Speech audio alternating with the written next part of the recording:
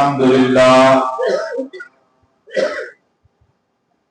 لله حمدا ينبغي لجلال وجهه وعظيم سلطانه، وأشهد أن لا إله إلا الله وحده لا شريك له، إله الحق ورب العالمين، وأشهد أن سيدنا محمدا عبده ورسوله، أما بعد، فأعوذ بالله من الشيطان الرجيم، بسم الله الرحمن الرحيم. أولئك كتب في قلوبهم الإيمان وأيدهم بروح منه. صدق الله العظيم وبلغنا رسوله النبي الأمين المتين المعين الكريم، ونحن على ذلك لمن الشاهدين والشاكرين، والحمد لله رب العالمين. آئیے سب سے پہلے گنبد خضرا کے مکین طٰہٰ اور یاسین جناب رحمت للعالمین راحت العاشقین مصطفیٰ جان رحمت شمع بزم ہدایت کونین کے والی اسرا طوبہ سیاح لامکان مالک ہفتہ سما لمبے لمبے ہاتھوں سے بھیک دینے والے آقا مولا ملجا کی بارگاہ گہربان میں عقیدت و احترام کے ساتھ پورا مجمع جی لگا کر ہدیہ درود ہدیہ سلام پیش کریں. پڑھیں بآواز بلند اللہم صل علی سیدنا و مولانا و مولانا و مولانا محمد مبارک وسلم. صلاۃ و سلام علیک یا رسول اللہ صلی اللہ علیہ وسلم. ملک سخن کی شاہی تم کو رضا مسلم، ملک سخن کی شاہی تم کو رضا مسلم، جس سمت آ گئے ہو کے بٹھا دیے. عزیزان گرامی وقار، آج کی یہ پرنور محفل جیسا کہ آپ حضرات کو معلوم ہے، امام عشق و محبت مجدد دین و ملت، مجدد ملت طاہرہ، مؤید ملت حاضرہ، شیخ الاسلام والمسلمین، حجت اللہ فی الارضین، الشاہ امام احمد رضا خان المعروف اعلی حضرت علیہ رحمت و رضوان کی یاد میں منعقد کی گئی. امام اہل سنت کا تذکرہ ہم کیوں کرتے ہیں اور کیوں کرنا چاہیے، انشاءاللہ آج کے بیان میں اس پر زور ڈالنے کی کوشش کی جائے گی. اور ہمارے لیے امام اہل سنت کو جاننا اور آپ کو پہچاننا کیوں ضروری ہے، بالخصوص آج کے اس دور کے اندر کہ جو دور فتنہ و فساد کا دور ہے اور ہر طرف سے عقائد کے اوپر الگ الگ طرح کے فتنے اور عقائد پر الگ الگ طرح کے حملے ہو رہے ہیں. تو ایسی حالت میں وہ کون سی تعلیمات ہیں جس پر ہم عمل کر کے اپنے عقیدے کو محفوظ رکھ سکتے ہیں اور اسی محفوظ عقیدے کے ساتھ اس دنیا سے جا سکتے ہیں. وادی رضا کی کوہ ہمالا رضا کا ہے، وادی رضا کی کوہ ہمالا رضا کا ہے، جس سمت دیکھیے وہ علاقہ رضا کا ہے. اور اگلوں نے تو لکھا ہے بہت علم دین پر، اگلوں نے تو لکھا ہے بہت علم دین پر، جو کچھ ہے اس صدی میں وہ تنہا رضا کا ہے. اور مانا عرب نے تجھے یگانا، مانا عرب نے تجھے یگانا، گایا عجم نے تیرا ترانہ، اور مانے ہے تجھ کو سارا زمانہ حامی سنت اعلی حضرت. اور سب ان سے جلنے والوں کے گل ہو گئے چراغ، سب ان سے جلنے والوں کے گل ہو گئے چراغ احمد رضا کی شمع فروزہ حیات کو۔ عزیزان گرامی وقار، آج ہم اور آپ امام اہل سنت کا تذکرہ کرنے کے لیے یہاں پر جمع ہوئے ہیں۔ آج 25 صفر المظفر سن 1447 ہجری، امام اہل سنت کا آج 107واں عرس پاک ہے جو ہم اور آپ اور پوری دنیا کے اہل سنت و جماعت منا رہے ہیں۔ اعلیٰ حضرت کا اگر مختصر تعارف پہلے پیش کیا جائے تو امام اہل سنت کی پیدائش، آپ کی ولادت بریلی شریف کی سرزمین پر محلہ جسولی مولانا نقی علی خان علیہ رحمت و رضوان کے گھر میں آپ کی ولادت باسعادت ہوئی۔ آپ کا گھرانہ ابتدا سے ہی ایسا نہیں ہے کہ اعلیٰ حضرت اس گھر کے پہلے عالم تھے، بلکہ آپ کا گھرانہ عالموں کا گھرانہ تھا، اور صرف عالموں کا نہیں بلکہ خود آپ کے والد گرامی علامہ نقی علی خان علیہ رحمت و رضوان پائے کے بزرگ اور بہترین عالم دین اور مفسر قرآن تھے۔ آپ کے جد امجد یعنی آپ کے دادا علامہ رضا علی خان یہ بھی اپنے وقت کے بزرگ تھے۔ تو آپ کا گھرانہ ایسا گھرانہ تھا کہ ہر چہار جانب علم ہی علم تھا، اور علم کی اس نگری کے اندر، علم کے اس گلشن میں ایک اور پھول کھلا جسے دنیا نے امام اہل سنت کے نام سے یاد کیا۔ یعنی آپ اگر گھر کے اندر چل پھر بھی رہے ہیں تو ہواؤں کے اندر بھی علم تھا۔ لکھا گیا ہے کہ اعلیٰ حضرت کے کا ماحول وہ ماحول تھا، ایسا علمی ماحول کہ آپ کے ہواؤں کے اندر بھی جو ہے وہ علم تحریر ہو رہا ہے۔ اب آپ کی جب ولادت باسعادت ہوئی ہے سن 1272 ہجری میں 10 شوال المکرم بروز سنیچر ظہر کے وقت آپ کی ولادت ہوئی۔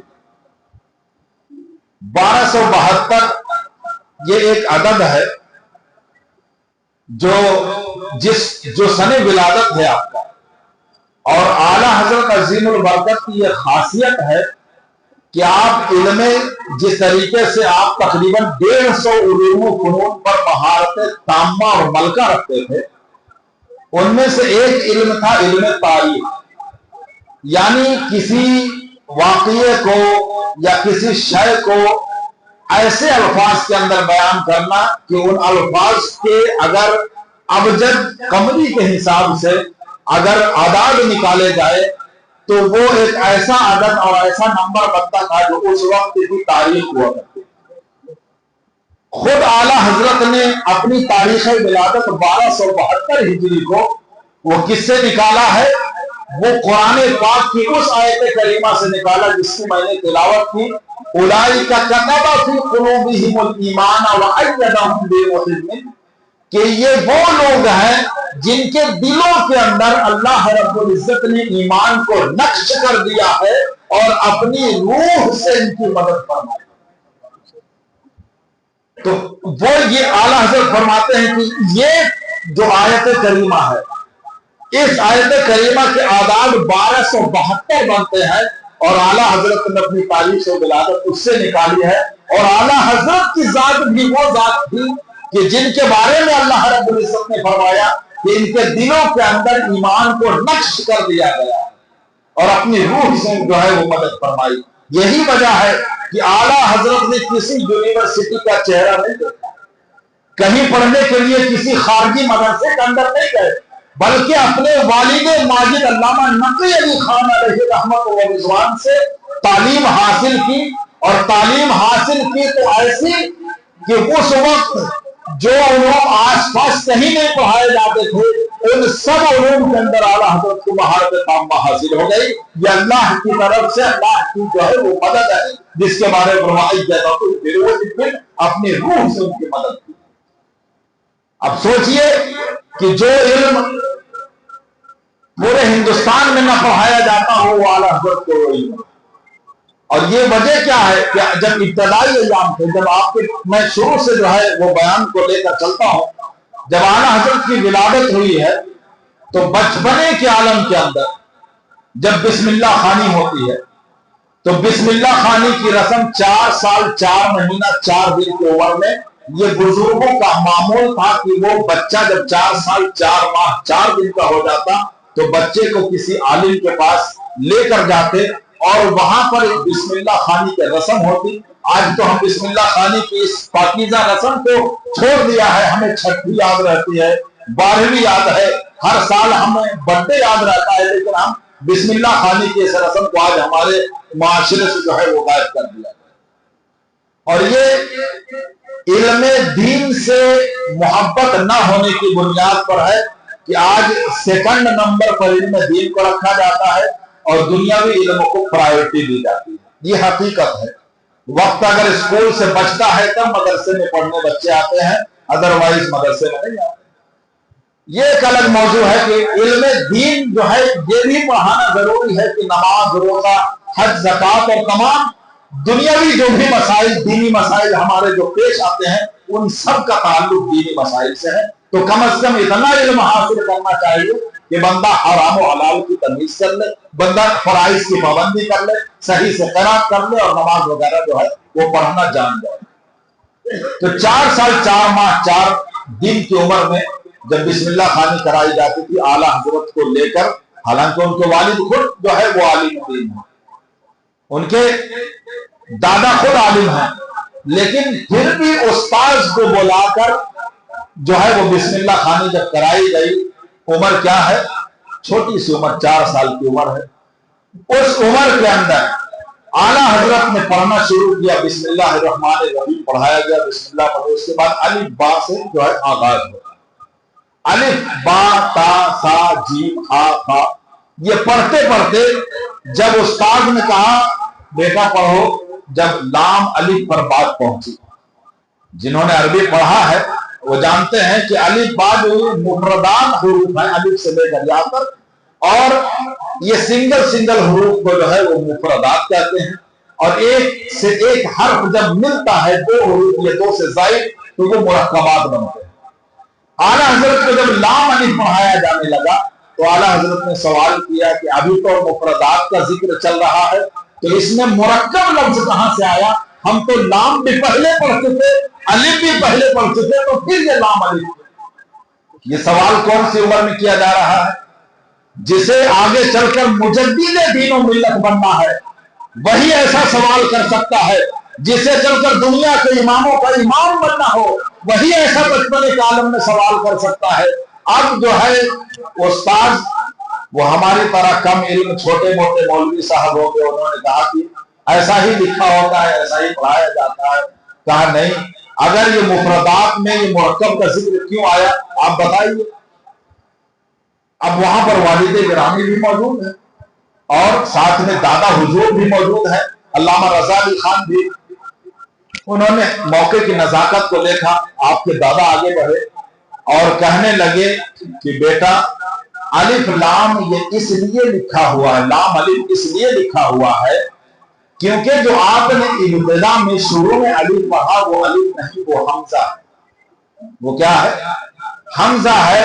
کیونکہ اب الف ہمیشہ ساکن ما قبل مفتوح ہوتا ہے, الف ہمیشہ الف سے پہلے زبر آتا ہے, الف جو ہے وہ ہمیشہ خالی ہوتا ہے, اور الف ایک حرف کا محتاج ہوتا ہے, اور الف کے اوپر اگر کچھ آ جائے زبر زیر پیش جزم تشدید کچھ بھی تو وہ جو ہے وہ حمزہ بن جاتا ہے. وہ الف میں جو شروع میں آپ نے پڑھا وہ حمزہ, وہ کیا ہے؟ حمزہ ہے.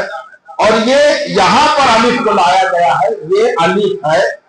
اب سوال یہاں تو مسئلہ حل ہو جانا چاہیے, لیکن اعلیٰ حضرت نے فرمایا کہ ٹھیک ہے اگر وہ حمزہ تھا یہ الف ہے تو یہ لام کے ساتھ ہی کیوں لایا گیا؟ با کے ساتھ آ سکتا تھا، تا کے ساتھ لا سکتے تھے، اور 29 حروف میں سے کسی بھی حرف کے ساتھ جو ہے وہ لایا جا سکتا تھا، اسے لام کے ساتھ ہی کیوں لایا گیا؟ اب ایک اور سوال پیدا ہوا، استاد صاحب خاموش، لیکن علم کے سمندر اور دریا آپ کے دادا بھی تھے علامہ رضا علی خان نے فرمایا کہ ایسا ہے کہ لام میں بیٹا، لام میں اور الف میں صورتن بھی مشابہ ہے اور سیرتن بھی مماثلت ہے، یعنی دونوں کے اندر بہت زیادہ قرب ہے۔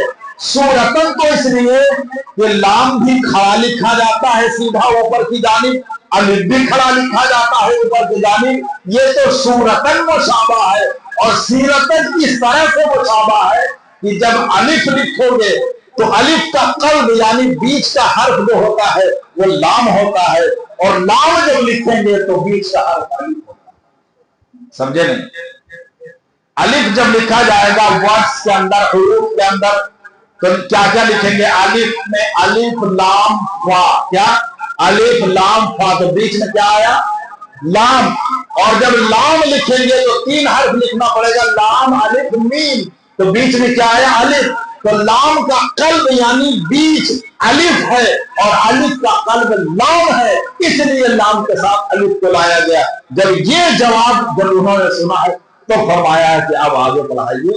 تو اعلیٰ حضرت کی ذات وہ ذات ہے کہ ایک چھوٹے سے بچپن کے عالم کے اندر 4 سال میں بھی کوئی سوال اگر پیدا ہوا تو وہ سوال آپ نے پوچھا، اور جب تک عقدہ کشائی نہیں ہوئی، مسئلہ حل نہیں ہوا، اس وقت آپ آگے نہیں۔ یہ اعلیٰ حضرت کی ذات ہے جو 4 سال کی عمر میں تقریباً پہنچنے کے بعد مورخین نے لکھا ہے کہ آپ نے ناظرہ قرآن جو ہے وہ ختم کر دیا، اور اس کے بعد جب 13 سال کی آپ کی عمر ہوئی ہے، اس وقت تمام علوم عقلیہ نقلیہ سے آپ نے فراغت حاصل کر لی، اور آپ کو دستار فضیلت بھی دے دی۔ عمر کتنی؟ 13 سال کی عمر۔ جب بچہ گلیوں میں ہاف پینٹ پہن کے ٹہلتا رہتا ہے، اس عمر میں اعلیٰ حضرت مسند افتاء پر بیٹھے ہوئے تھے، اور ایک شخص فتویٰ لینے کے لیے آیا، علامہ نقی علی خان، آپ کے والد گرامی جو ہے وہ استفتاء کا کام انجام دیتے تھے بریلی شریف میں۔ آیا جب ایک شخص کی فتویٰ لینا ہے، آپ نے کہا اندر کمرے میں چلے جائیے، مولوی صاحب اندر موجود ہے، مفتی صاحب اندر موجود ہے، وہ فتویٰ دے دیں گے۔ وہ شخص آتا ہے، اور آنے کے بعد کمرے کے اندر دیکھا، اب مولوی صاحب مطلب چہرے کے اندر داڑھی، بڑی سی ٹوپی، جبہ قبہ، یہ تصور جن کے اندر دیکھا ایک بچہ بیٹھا ہوا ہے، باہر آ گئے، کہا اندر تو کوئی نہیں ہے، کہا اندر ہی تو ہے مفتی صاحب، اندر تو ایک بچہ ہے، بولو وہی ہمارے مفتی ہے، انہیں سے پکڑا۔ اعلیٰ حضرت 13 سال کی عمر میں مسند افتاء پر بیٹھ گئے، اور آپ نے رضاعت کے مسئلے میں جو ہے ایک بڑا نایاب فتویٰ آپ نے دیا کہ رضاعت کا مسئلہ بڑا سخت ہوتا ہے، حساب و کتاب اس کے اندر بہت زیادہ ہوتے ہیں، اور اس چھوٹی سی عمر میں آپ نے جو ہے وہ فتویٰ جو ہے وہ دیا، اور آپ کے والد نے اس کے اوپر سگنیچر کر کے دیا کہ یہ فتویٰ بالکل درست ہے۔ اعلیٰ حضرت عظیم البرکت کی ذات۔ اب آپ کی ذات جو ہے وہ ہمہ جہت شخصیت ہے۔ اب ایک پہلو اگر آپ کا بیان کیا جائے، اور اتنے سارے جہات ہیں اور اتنے سارے موضوعات بنتے ہیں کہ آپ کا کون سا موضوع بیان کیا جائے اور کون سا چھوڑا جائے۔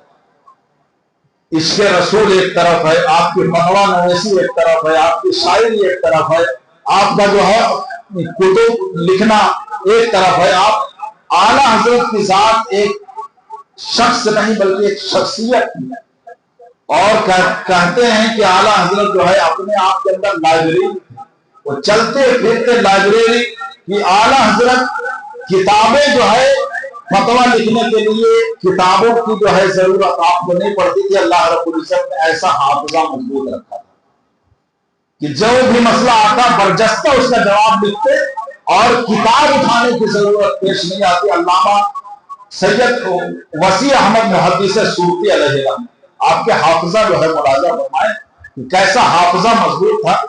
تو محدث سورتی پیلی بھیت میں جو ہے وہ قیام پذیر تھے، اعلیٰ حضرت کا وہاں جانا ہوا تو ایک کتاب ان کے پاس حدیث کی تھی جو اعلیٰ حضرت کے پاس نہیں تھی، اور وہ کتاب ان کے پاس تھی تو آپ نے فرمایا کہ یہ کتاب جو ہے وہ مجھے دے دیجیے، میں اس کا جو ہے مطالعہ کر لیتا ہوں، اور اسی دن آپ کو پیلی بھیت سے نکلنا تھا۔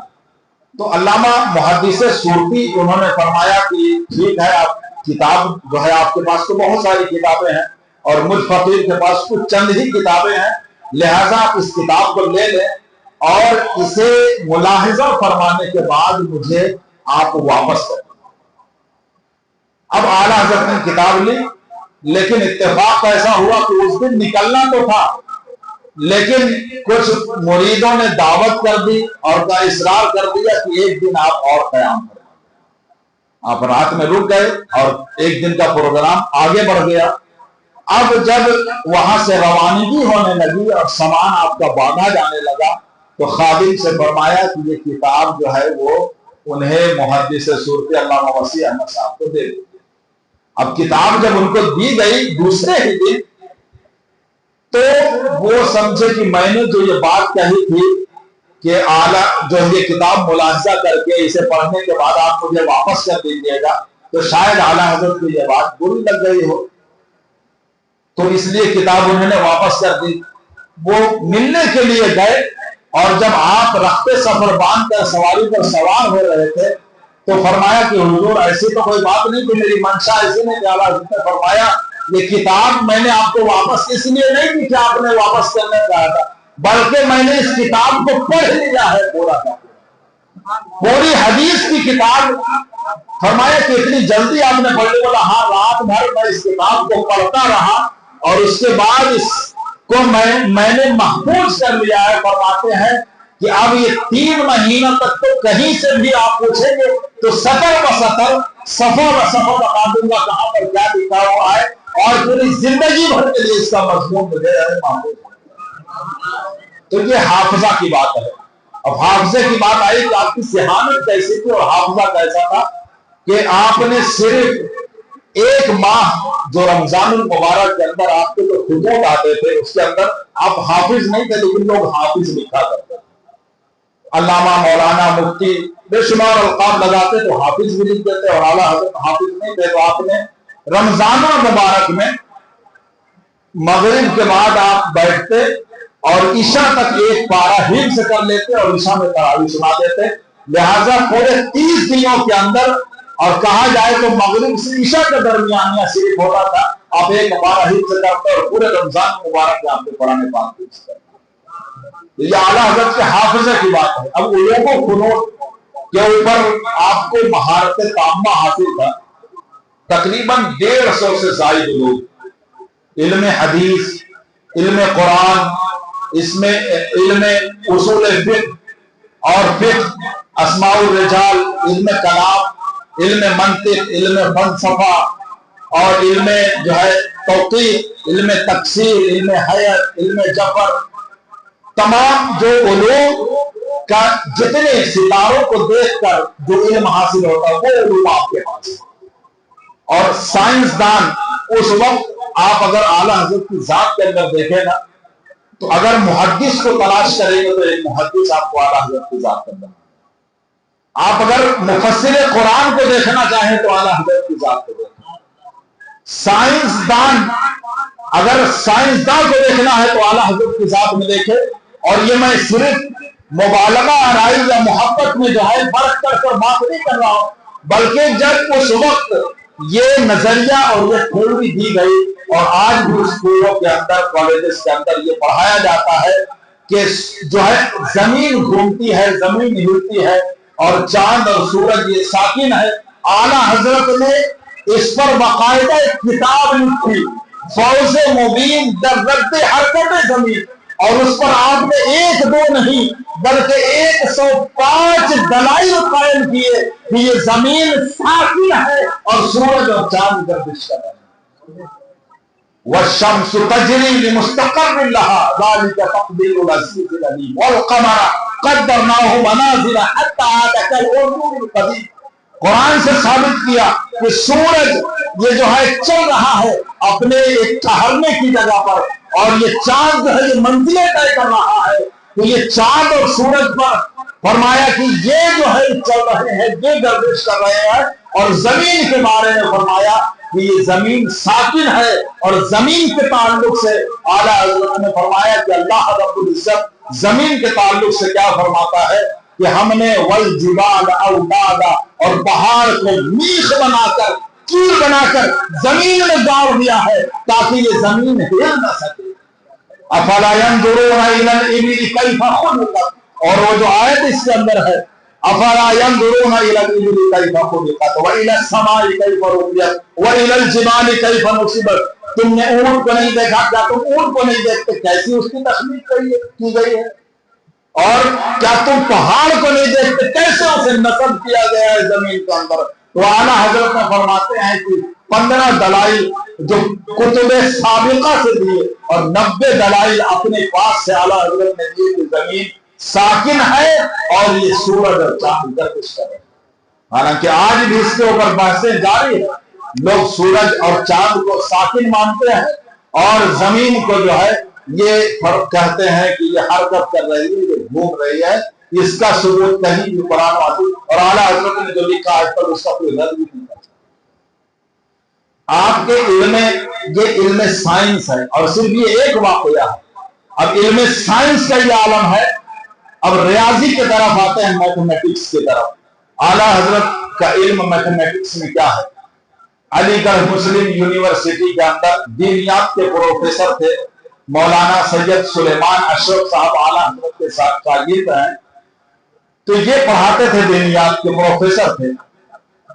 وہاں پر اللہ سر ضیاء الدین کر کے ریاضی کے بڑے ماہر، علم جو ہے ریاضی کے جاننے والے، میتھمیٹیشین جسے کہہ سکتے ہیں، اور اتنے بڑے کہ وہ اپنے پائے کا، اپنے برابر کا کسی کو سمجھتے نہیں تھے پورے ہندوستان کا۔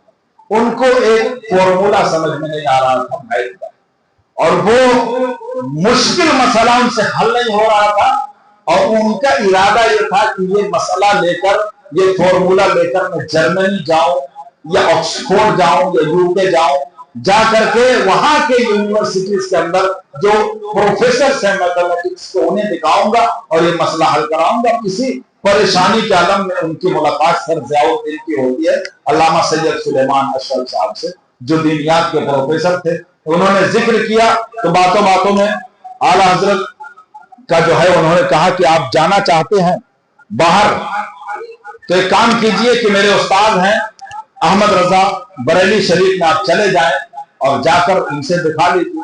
اب ان کا بھی نظریہ یہ تھا کہ یہ کام تو یہ مولویوں کو بس کا روگ نہیں ہے، اتنے بڑے بڑے لوگ جب حل نہیں کر پائے، میں جب یہ مسئلہ حل نہیں کر پا رہا ہوں، ایک مولوی کیا مسئلہ حل کرے گا؟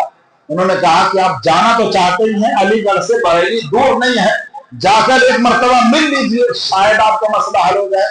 انہوں نے کہا ٹھیک ہے، مشورہ مان کر جب بریلی شریف پہنچے، اثر مغرب کا وقت تھا اور وضو فرما رہے تھے سرکار اعلیٰ حضرت، اور پہلے ہی خط لکھ کر سید سلیمان اشرف صاحب نے آپ کو اطلاع دے دی کہ یہ جا رہے ہیں سر ضیاء الدین، آپ ملاقات کا جو ہے موقع انہیں دے دیجیے گا۔ اعلیٰ حضرت سے جب ملنے گئے تو فرمایا کہ میں علی گڑھ سے آیا ہوں، یہ مسئلہ ہے۔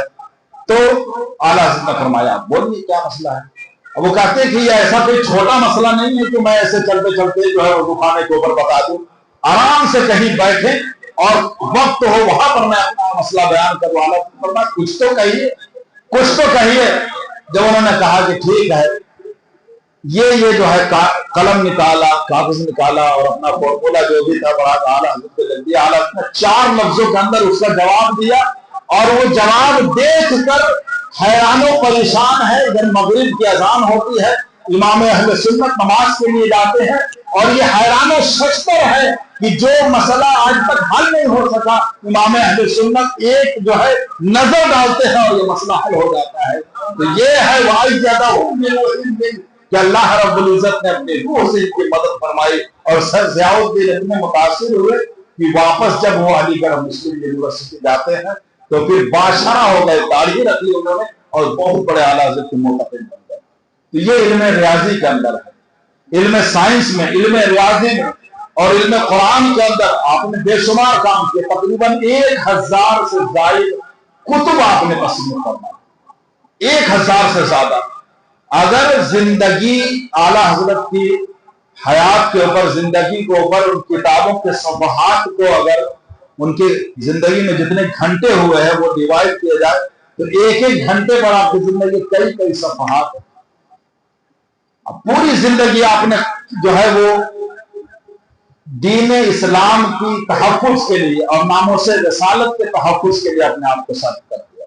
تو بے شمار جہات ہیں جن کے اوپر بات کی جا سکتی ہے، لیکن ایک خاص بات جو اعلیٰ حضرت نے ہمیں دیا ہے اور جسے ہمیں نہیں بھولنا چاہیے، وہ پیغام آج کے اس محفل سے لے کر جانا چاہیے. اور اسی مقصد سے آج کی یہ محفل رچائی گئی ہے کہ ہم اپنے اسلاف کو جانیں کہ ہمارے اسلاف کیا تھے اور انہوں نے کیا کچھ ہمیں دیا ہے، ان کا مقام و مرتبہ کیا تھا. ہم ایسے بے یاروں مددگار نہیں ہیں. سرکار اعلیٰ حضرت نے جہاں ہر فیلڈ میں قدم اٹھایا، چاہے وہ کوئی بھی فتنہ اس وقت وہابیت کا، نجدیت کا، رافضیت کا، چکرانویت کا، شیعت کا، جتنے بھی فتنے اہل قرآن اہل حدیث جو بھی فتنے جو ہے وہ پیدا ہوئے اور جنہوں نے رسول اللہ کے شان میں گستاخیاں کی، اللہ رب العزت کے شان میں تنقید کی، اور جو بھی اسلام کی شان گھٹانے کے لیے اٹھا، اعلیٰ حضرت نے سب کا رد بدل فرمایا اور عشق رسول کا ایسا جام پلایا ہے کہ اعلیٰ حضرت امام اہل سنت کو آج اسی لیے جب ہم یاد کرتے ہیں تو امام عشق و محبت کے نام سے یاد کرتے ہیں. کیونکہ دو چیزیں ہوتی ہیں. اب قرآن پاک بھی آپ پڑھیں تو وہ دو چیزیں رسول اللہ صلی اللہ علیہ وسلم کہ جنہوں نے مدد کی ان کی تعریف کی گئی ہے قرآن میں، ان کی مدد بیان کی گئی ہے، اور جنہوں نے آپ سے دشمنی کی ان کی مذمت بیان کی گئی ہے قرآن پاک کے اندر. اور یہی اعلیٰ حضرت کا طریقہ تھا کہ جس نے رسول اللہ صلی اللہ علیہ وسلم سے محبت کی اور عشق کیا، آپ نے اس کی تعریف اور توصیف کی ہے، اور جس نے رسول اللہ سے بغض کیا ان سب کی جو ہے آپ نے مذمت کی ہے. وہی طریقہ لے کر چلے ہیں جو سیدنا صدیق اکبر کا تھا، سیدنا عمر فاروق کا تھا، عثمان غنی کا تھا، مولائی کائنات کا تھا. وہی مسلک لے کر اعلیٰ حضرت جو ہے، آج ہم مسلک اعلیٰ حضرت اگر کہتے ہیں تو لوگوں کو اعتراض ہوتا ہے کہ یہ نیا مسلک ہے، نیا راستہ ہے. مسلک کا معنی کیا ہوتا ہے؟ مسلک کا معنی ہوتا ہے راستہ. کیا ہوتا ہے؟ راستہ. اور مسلک اعلیٰ حضرت یعنی اعلیٰ حضرت کا راستہ. تو کیا اعلیٰ حضرت نے کوئی نیا راستہ ہمیں دکھلایا ہے؟ بلکہ حدیث پاک ہے کہ جب دین کے اندر فساد پیدا ہوتا ہے تو اللہ رب العزت ہر صدی کے سرے پر ایک مجدد کو پیدا فرماتا ہے جو دین کی تجدید فرماتا ہے، اور دین میں جو داخل شدہ برائیاں ہوتی ہے، جو بدعات اور منکرات اور غلط رسول اور نئے نئے جو چیزیں داخل کی جاتی ہے، وہ مجدد آ کر ان تمام بدعات و منکرات کو دور کرتا ہے اور دین کا صحیح آئینہ اور صحیح ترجمان بن کے دنیا کے سامنے جو ہے وہ پیش کرتا ہے. مجدد کا یہی معنی ہے. مجدد کا معنی تجدید کرنے والا، نیا کرنے والا، اور ہر صدی کے سرے پر ایک مجدد پیدا ہوتا ہے.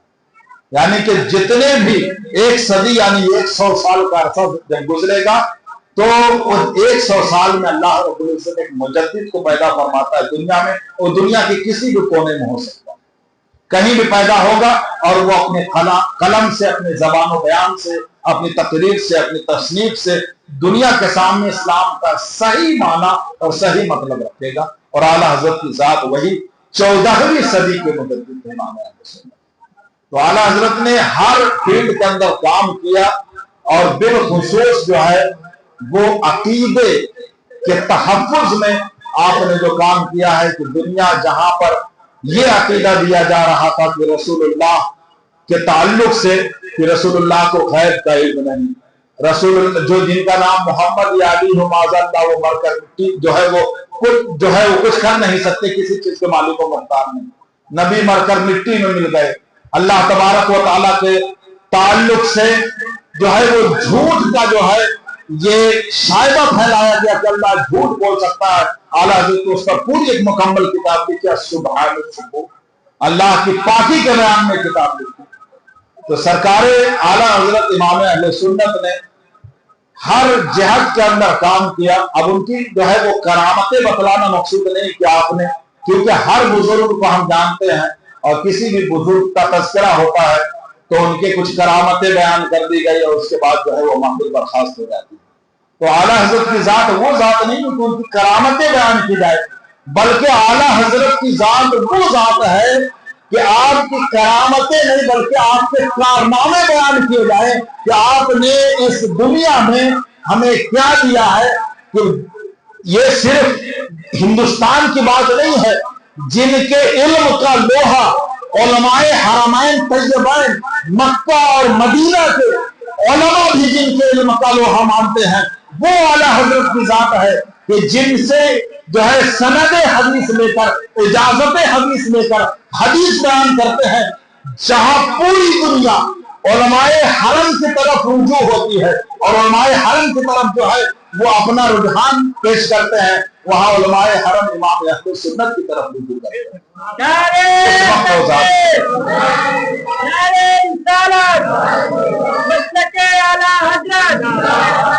محبت عشق محبت پیار محبت پیار محبت نعرہ تکبیر. امام اہل سنت آپ جب حج کے لیے تشریف لے کر گئے تو اس وقت وہاں پر رسول اللہ صلی اللہ علیہ وسلم کے علم غیب کے تعلق سے کئی سارے سوالات تھے کہ حضور کو علم غیب ہے یا نہیں. وہاں کے علماء نے جب پتا چلا کہ بریلی سے احمد رضا آئے ہوئے ہیں، انہوں نے کہا کہ یہ جو ہے کچھ سوالات ہیں، اس کے جواب دینے ہیں، آپ کے پاس وقت ہے؟ انہوں نے کہا ٹھیک ہے آپ بیٹھیے میں جواب لکھوا دیتا ہوں. انہوں نے کہا اتنی جلدی نہیں ہے کیونکہ اتنا مشکل کام ہے کہ قرآن اور حدیث اور سلف کے اقوال سے حضور کے علم غیب کا ثبوت دینا ہے. تو اعلیٰ حضرت امام اہل سنت نے کعبۃ اللہ کے سائے میں بیٹھ کر اور 8 گھنٹے میں آپ نے ایک کتاب لکھی جسے الدولۃ المکیہ بالمادۃ الغیبیہ کہا جاتا ہے. اور رسول اللہ صلی اللہ علیہ وسلم کے علم غیب کے اوپر وہ ایسی مدلل کتاب ہے اور نہ آپ کے پاس کوئی کتاب ہے، نہ کوئی لائبریری ہے، نہ کوئی کچھ بتانے والا ہے.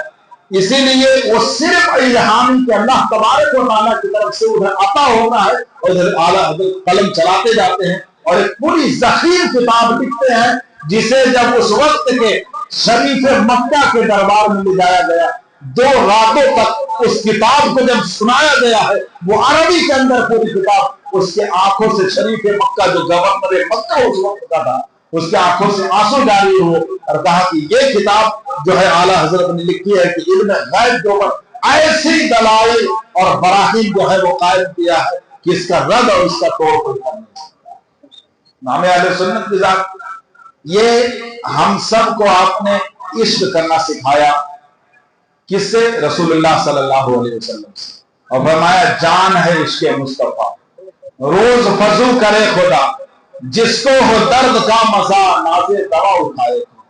جب آپ قلم اٹھاتے ہیں قرآن پاک کا ترجمہ کرنے کی بات آئی، جہاں سے بات بھی مجھے یاد آ رہی ہے، بہت ساری باتیں ہیں اور ایک سرے سے بیان نہیں کیے جا سکتے. جب ترجمہ قرآن کی بات آئی، بہت سارے ترجمے آپ کو مارکیٹ میں ملیں گے، لیکن اعلیٰ حضرت کا ترجمہ وہ ترجمہ ہے کہ ان کی طرح ترجمہ کسی نے نہیں کیا. اور یہ اپنوں نے نہیں غیروں نے بھی اس بات کو تسلیم کیا ہے کہ امام اہل سنت کا ترجمہ قرآن تمام ترجمہ قرآن کا سردار ہے.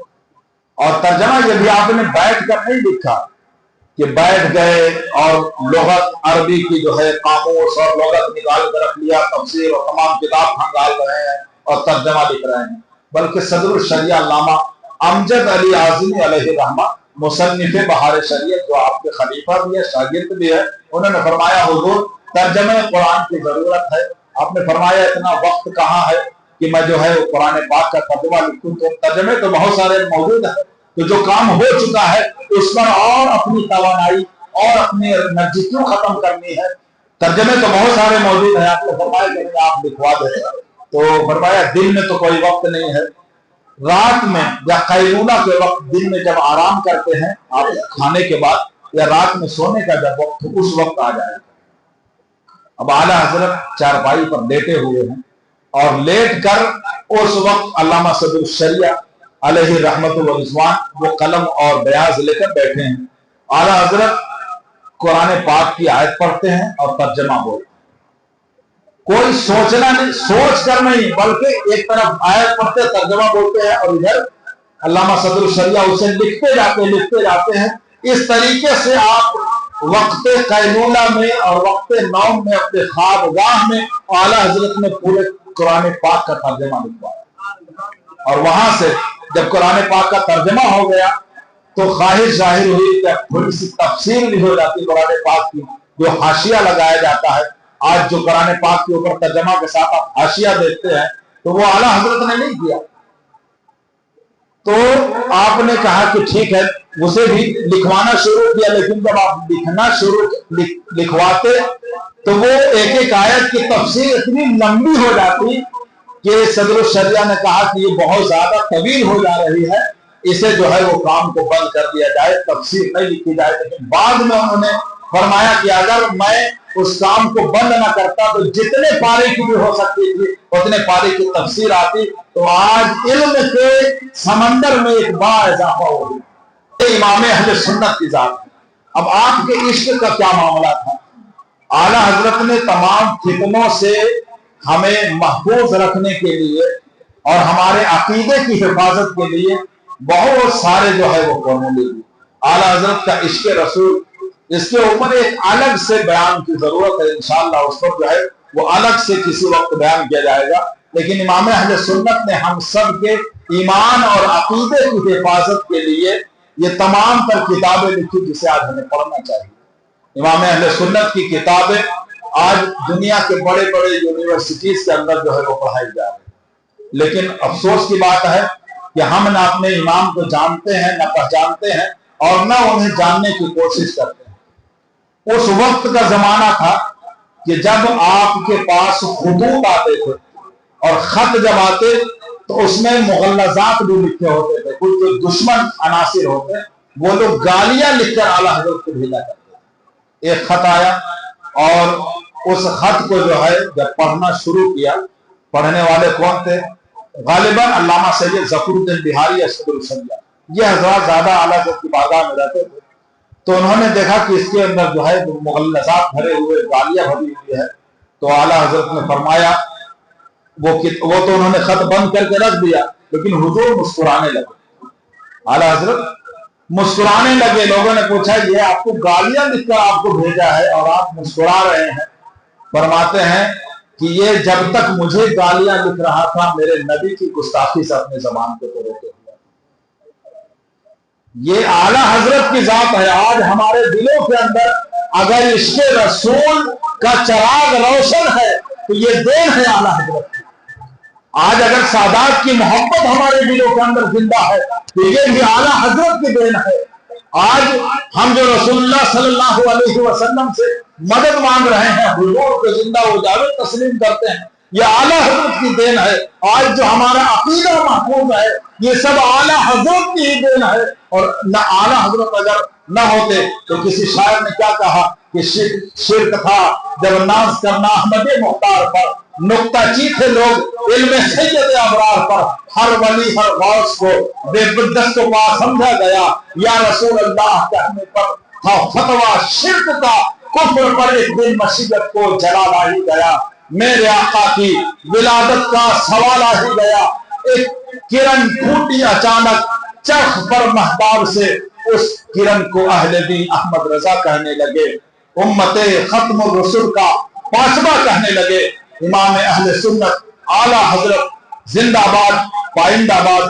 وآخر الدعوانا الحمدللہ رب العالمین. السلام علیکم ورحمۃ اللہ تعالی وبرکاتہ.